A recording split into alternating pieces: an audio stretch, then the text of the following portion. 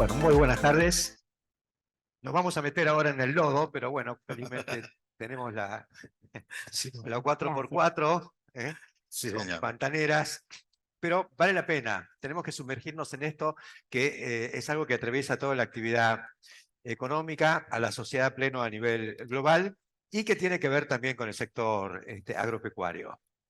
Y quiero anticipar un poco mi punto de vista, que es que acá estamos de los dos lados del mostrador. Podemos ser parte del problema, nos lo explicará Mauricio Saldívar, y podemos también ser parte de la solución por los aportes que puede hacer la producción de alimentos, bioenergía y bioeconomía en general en este mundo que busca una transición hacia otra cosa. Lo primero que quiero hacer es dispararle a Mauricio Saldívar, como experto en la materia, una pregunta un poco contrafáctica. Todo el mundo habla del cambio climático como algo comprobado científicamente y demás. La pregunta es, ¿tiene asidero científico el negacionismo al cambio climático? Ah, 1, 2, 3, 4, 5. En estos 5 segundos que pasaron, la Tierra absorbió calor adicional equivalente al generado por 25 bombas atómicas como la de Hiroshima. ¿Sí?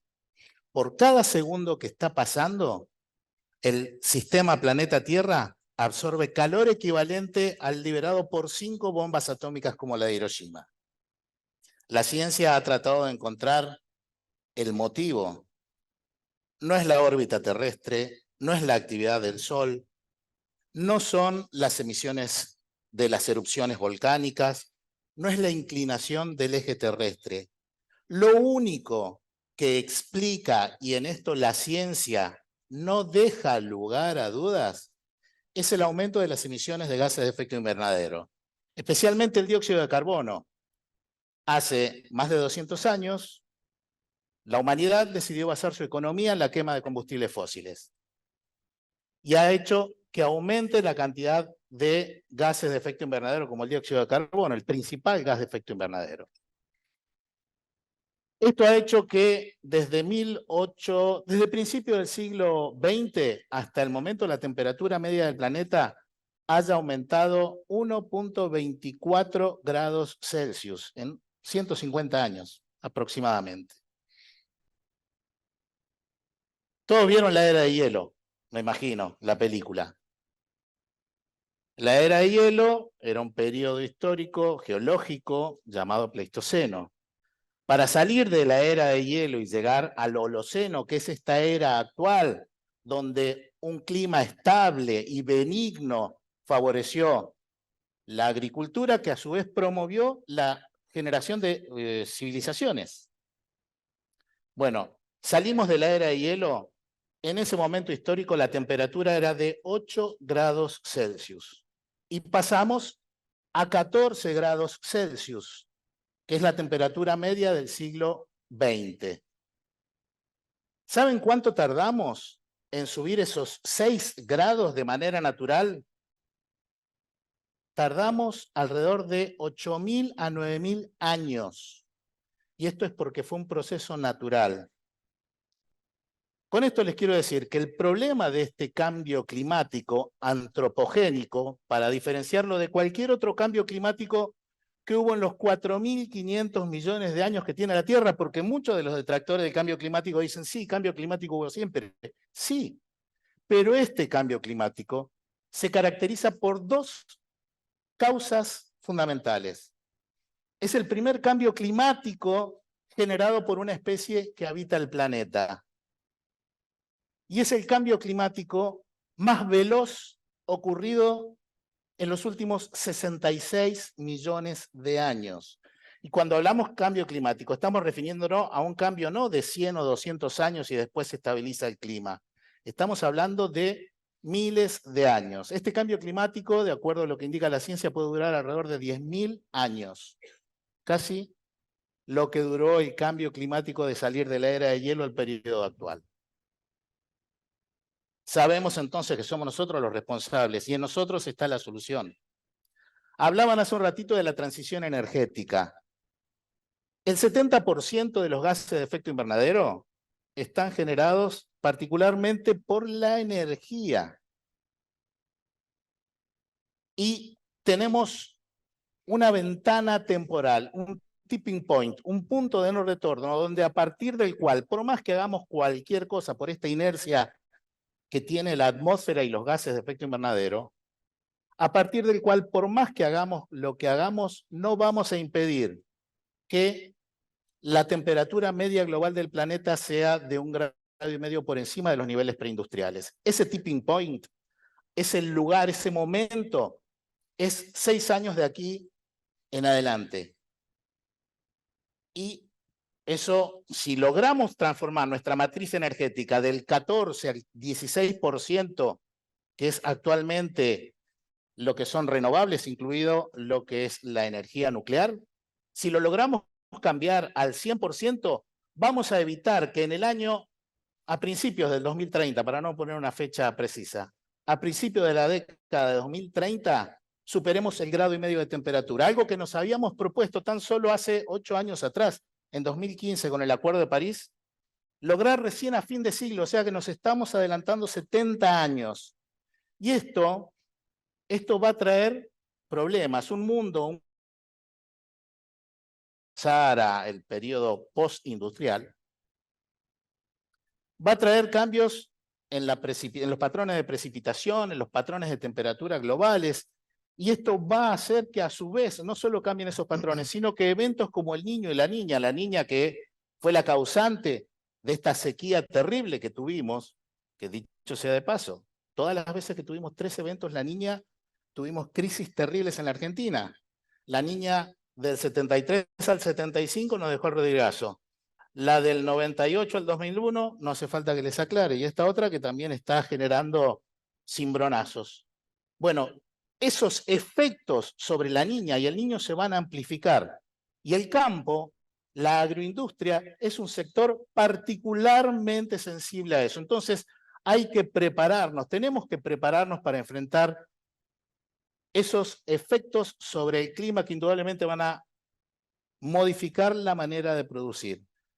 Está la agricultura climáticamente inteligente que ayuda, o sea, que está basada en 3 pilares. Uno, reducir las emisiones, que afortunadamente el campo argentino lo está haciendo de muy buena manera porque tenemos la menor huella de carbono en el maíz.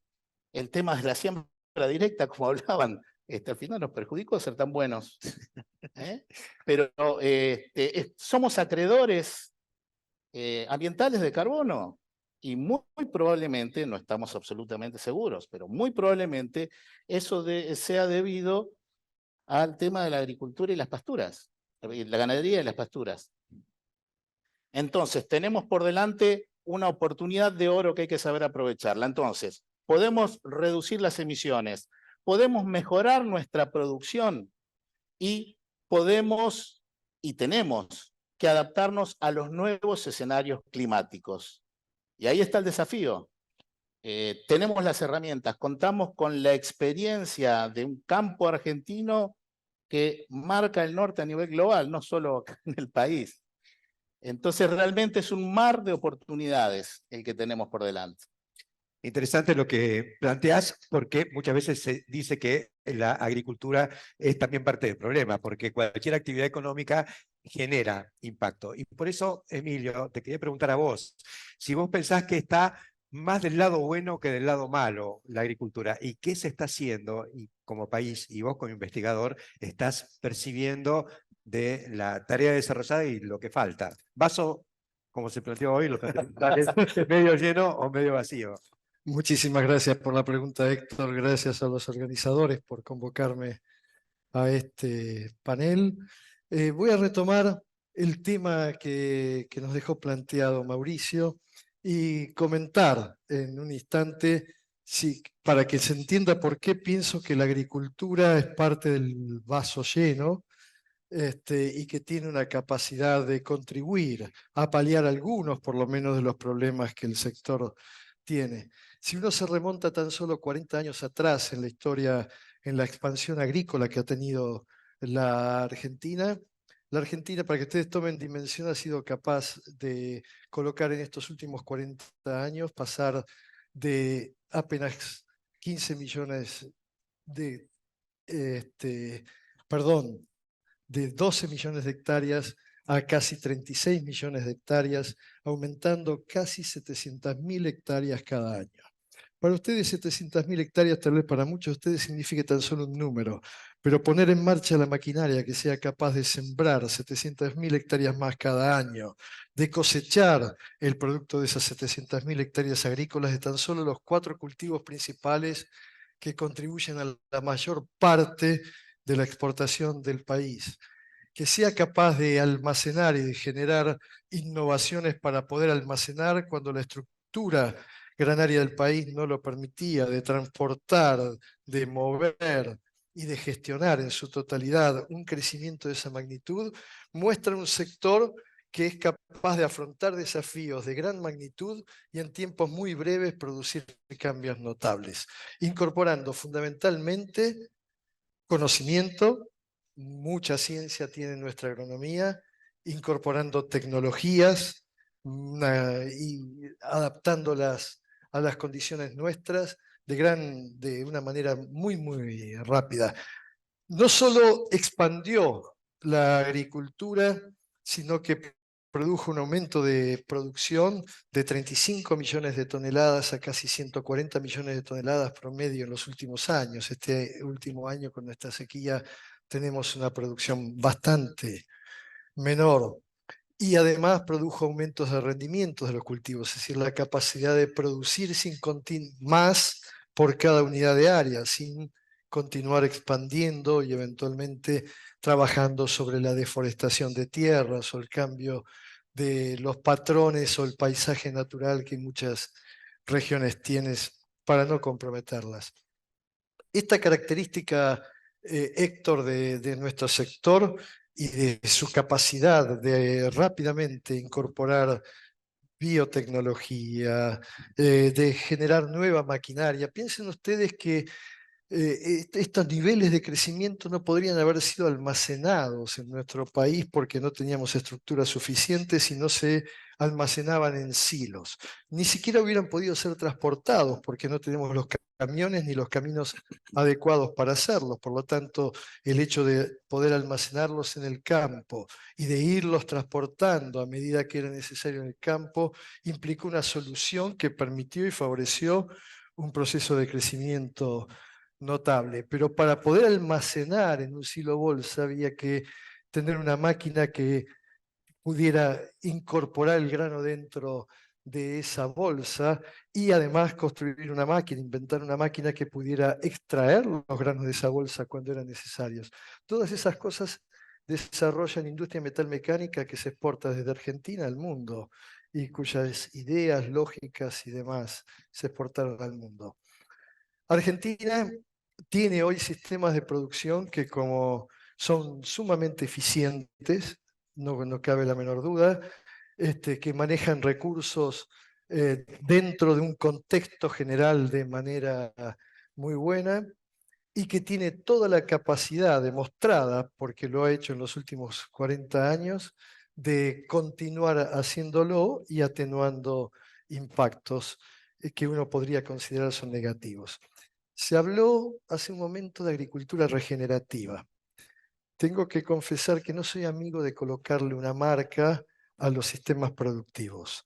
Soy mucho más amigo de hablar de la agronomía. La agronomía tiene apenas 200 años en el mundo y de las ciencias agronómicas. Y en realidad producir para un mundo más sustentable es aplicar buena agronomía. Y cualquier sistema de producción que incorpore principios agronómicos buenos, hoy se maneja alrededor de 4 consensos generales que fueron mencionados aquí. El primer consenso es que no podemos ceder capacidad productiva. Es decir, el mundo y la agronomía tiene que continuar siendo productiva y aumentando la productividad de alimentos, que lo tiene que hacer eficientemente, es decir, utilizar los recursos de el sistema agropecuario de una manera eficiente, que tiene que ser capaz de reducir la contaminación y los riesgos de contaminación, para lo cual tanto la industria asociada a la protección fundamentalmente y a la fertilización o el manejo de la nutrición de los cultivos tiene que ser mucho más biológicamente amigable.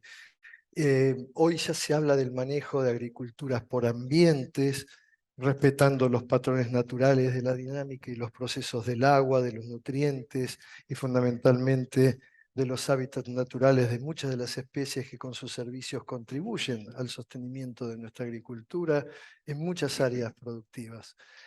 Tiene que ser capaz nuestra agricultura y de autosustentarse fundamentalmente en lo que es el ciclado de nutrientes. Nosotros cuando producimos y exportamos un grano no estamos exportando tan solo las proteínas o los azúcares o carbohidratos que ese grano tiene. Estamos exportando allí minerales y fundamentalmente para el mundo de hoy, agua. La gran cantidad de agua necesaria para producirlos.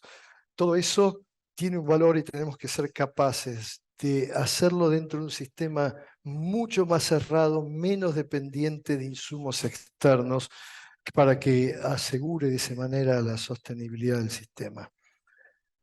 Hay un último consenso que es común de que nuestros sistemas tienen que ser sostenibles, Héctor, en el tiempo. Tenemos que ser capaces a través de ser productivos, de ser eficientes, de aumentar la regulación con procesos internos, manejar la biodiversidad de nuestros paisajes y del ciclado de nuestros nutrientes de una manera prolongada a través del tiempo, continua a través del tiempo.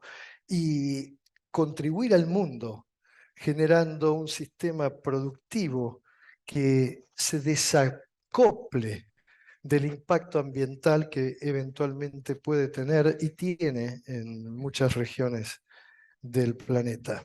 Yo soy muy optimista y creo que tenemos muchas tecnologías nuevas y hemos sido capaces de generar transformaciones enormes en nuestro sector. Transformaciones basadas fundamentalmente, las que veo venir, en tres lógicas. En una lógica de procesos. Se habló de innovación e innovar es hacer las cosas de una manera diferente, no solo incorporar cosas nuevas. Y los procesos que el sector agropecuario puede incorporar y la industria y agroindustria puede incorporar al sector agropecuario son de gran importancia y gran valor. Hay otra lógica que depende de la maquinaria. Y la maquinaria que se utiliza para una producción extensiva, que en un sistema de economía abierta y exportador como el que tiene Argentina, incorpora constantemente tecnologías nuevas, muchas de ellas basadas en la digitalización de esas maquinarias que permiten hoy reconocer cuándo una planta es una maleza y cuándo una planta es un cultivo, y de ese modo abrir una válvula para que un producto herbicida caiga solo sobre la planta que se quiere controlar y no sobre aquella que se quiere cosechar en nuestros sistemas, tan solo para darles un ejemplo, que nos permite usar sensores que están a cientos de kilómetros de distancia para identificar las distintas capacidades productivas de nuestros ambientes y aplicar el nivel de fertilización o la densidad de siembra, la cantidad de semilla y manejo adecuado para ese ambiente en particular. Eso forma parte ya hoy del universo agroproductivo y del universo, por lo tanto, también agroindustrial de nuestro país. Y la tercera lógica que a mí me despierta mucha esperanza es la lógica de gestión. El campo en Argentina es un campo manejado por una altísima proporción de empresarios, un campo que ha sido capaz de generar nuevos actores económicos. Todos ustedes habrán escuchado hablar de contratistas, de pools de siembra, de productores sin tierra, ese sector que ha sabido organizarse puertas adentro, incapaz también de incorporar toda la tecnología necesaria para autogestionar sus actividad productiva y sus efectos ambientales. Existen, por ejemplo, en el movimiento CREA, en el cual yo me desempeño, una unidad de ambiente que tiene un sistema de gestión ambiental de la empresa agropecuaria. Y con ese sistema controla distintos aspectos, entre ellos, por ejemplo, la huella de carbono, emisiones y demás que pueden contribuir a hacer un mundo más sostenible para nosotros. Muchas gracias, Emilio. Y si no lo hacemos, nos vamos a encontrar con problemas. Y queremos que Jimena Calvo, que es una estudiosa de estas cuestiones, de qué pasa en el mundo con las posibles restricciones y o premios, porque digamos todos, también puede haber oportunidades y beneficios, si no hacemos los deberes, si no mostramos que estamos produciendo, como aquí propusieron, de una manera más sustentable. Me encantó el concepto de eficiencia de Emilio, que no es solo rendimiento, pero sí arranca por obtener más unidades de producto por cantidad de cosas que ponemos, ¿no?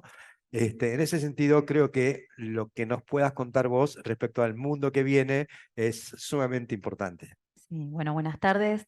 No quiero agregar más a lo que dijo Mauricio acerca del cambio climático. El cambio climático, el avance del cambio climático, vemos que es algo que se está acelerando, que lo vivimos todos, lo sentimos, que tenemos que adaptar nuestros procesos de producir, nuestra forma de vivir. En este sentido, la Unión Europea lanzó el Pacto Verde en 2019, que es una hoja de ruta que pretende llevar a la Comunidad Europea a la carbono neutralidad al 2050.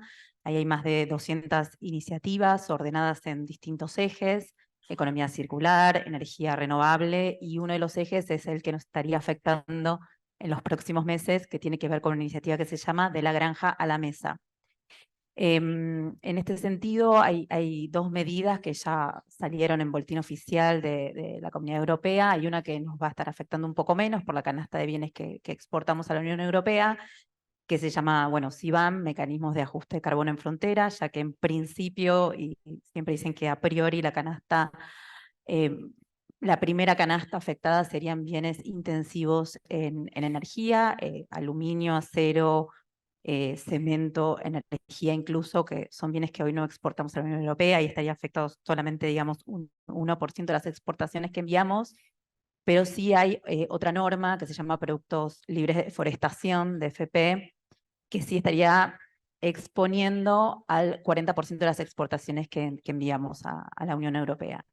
En este sentido, las cadenas más afectadas son la de la carne, la de la soja, que es el 90% de lo que nosotros enviamos, perdón, el 40% de lo que nosotros enviamos, afectando 4.000 millones de exportaciones medidas al año 2022. Y lo que establece la norma es que ningún producto de estas cadenas, incluso, bueno, está el café, el cacao, el aceite de palma, otras que no tienen mucho que ver con nuestra canasta exportadora, no va a poder ser exportada a la Unión Europea si fue producida en áreas deforestadas a partir del 2021. Esa es la fecha de corte. En este sentido, la Argentina entendemos que está bien parada por algunas cuestiones que ahora les voy a comentar, pero hay que ponerse a trabajar, digamos. Yo quería plantearles un futuro posible en 10 años de una Argentina posible si es que no hacemos nada. Estamos en el 2033 y en el 2025 empezó, esto es en 17 meses, empezó a funcionar este mecanismo de productos libres de deforestación y no hicimos nada, nos quedamos afuera del mercado europeo por 4.000 millones de dólares. A los pocos años se replicaron estas medidas en China y en Estados Unidos, que no es poco probable, ya que hay varios proyectos de ley en Estados Unidos, por ejemplo, con respecto al CBAM, y nos quedamos afuera de China con los porotos de soja que enviamos, que es el 90% de nuestra canasta exportadora, y representan 5.500 millones de dólares. Y en Estados Unidos nos pasa nos afecta un poco menos, pero sí el CBAM nos estaría afectando un 12% de las exportaciones y un 8% lo que es de FP. Dejándonos afuera con 1.500 millones de dólares. Esto es 11.000 millones de dólares, esto es casi el 13% de nuestras exportaciones. Entonces yo les pregunto si estamos como país para perder estas divisas, para perder este lugar en el mundo, si estamos como sector para no adaptarnos.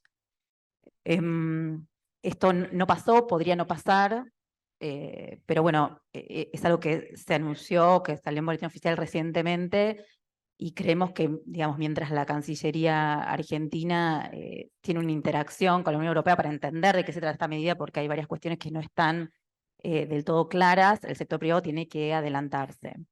En cuanto a la norma, lo que se impone es una debida diligencia al importador europeo. Esto va a ser una carpeta, digamos, con el origen del producto y toda su trazabilidad. Lo que nosotros enviamos a la Unión Europea son pellets de soja, con lo cual se va a tener que mantener la trazabilidad incluso en las fábricas. Por un lado, no está muy claro qué necesitamos tener en esa carpeta para presentarla, y no está claro si es un tema de falta de normativo o es un tema que se va a negociar entre los países. Por otro lado está el tema de la trazabilidad, no se entiende, desde la norma no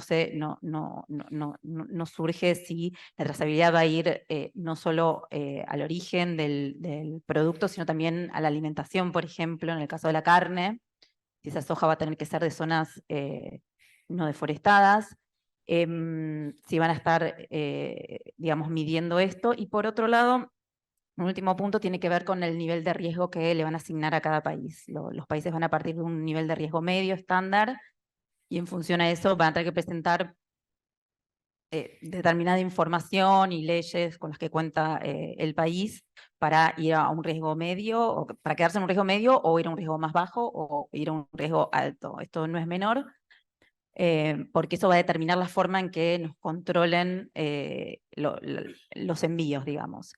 Y algo que no está claro también del riesgo es si va a ser un riesgo promedio del país o si va a ser un riesgo regionalizado. Ahí tenemos el Gran Chaco, que según estadística oficial es la segunda área más deforestada en el último tiempo detrás del Amazonas, con lo cual eso sería una complicación para la evaluación del riesgo. Creemos desde Fundar bueno, que esto presenta importantes desafíos para el sector, va a requerir cambios en los procesos, en algunos procesos productivos, va a requerir asumir ciertos costos, tiempo, va a haber que ocuparse, pero también creemos que es una oportunidad de llegar a otros mercados y de producir materias primas de manera sostenible.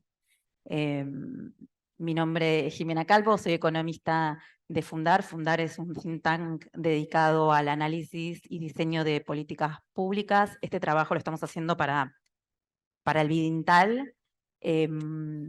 Agradecemos a IDEA la convocatoria, porque creemos que este es un tema importante de agenda pública que tiene que estar. Y bueno, tenemos buenas noticias para contarles, no es todo para abajo. En el transcurso de este proyecto encontramos que hay una iniciativa bastante potente del sector sojero que se llama BISEC, que lo que intenta es incorporar en un sistema toda la trazabilidad de todos estos productos.